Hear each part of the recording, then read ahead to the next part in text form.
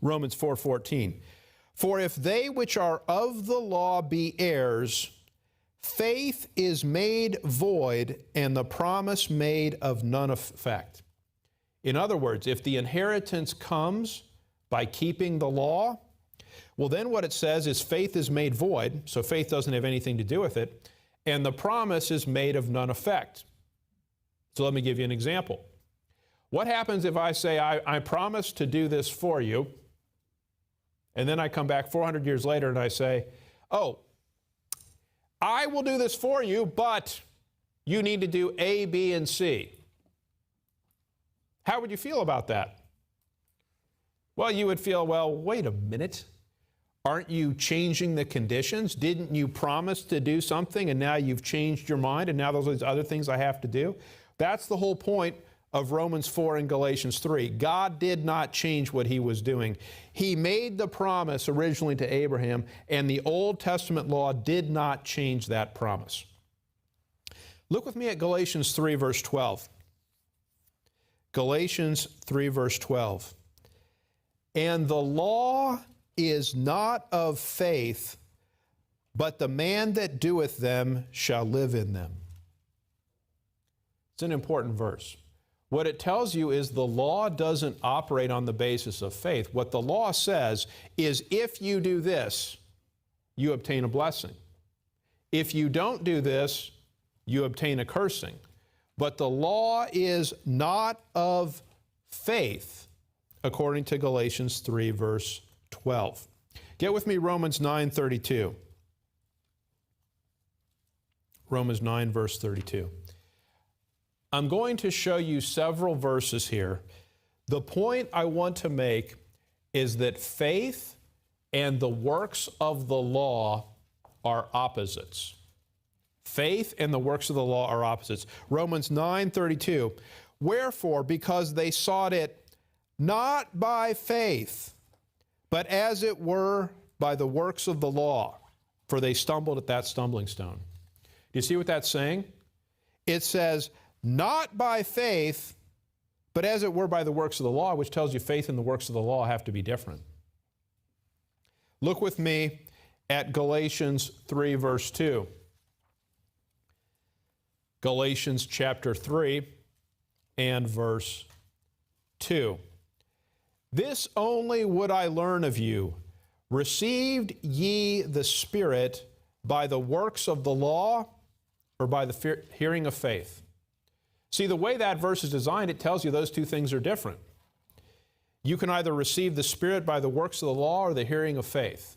And of course, the way that you receive the Spirit today is by the hearing of faith. Look at verse 5. He therefore that ministereth to you the Spirit and worketh miracles among you, doeth he it by the works of the law or by the hearing of faith? Once again, the works of the law and the hearing of faith are opposites. Verse 11. Now notice this. But that no man is justified by the law in the sight of God, it is evident, for the just shall live by faith. So let me give you an example. Someone comes up to you and says, hey, I've got an option for you. You have two choices. And the first is, you can be in a right relationship with God, and all you have to do is to perform the works of the law. That's it. Just perform the works of the law, and you'll be in a right relationship with God. The other option is, well, you don't have to perform the works of the law. All you have to do is to hear the Word of God and have faith and believe. And so you have an option. Which one should you pick?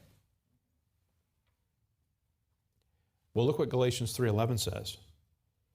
But that no man is justified by the law in the sight of God.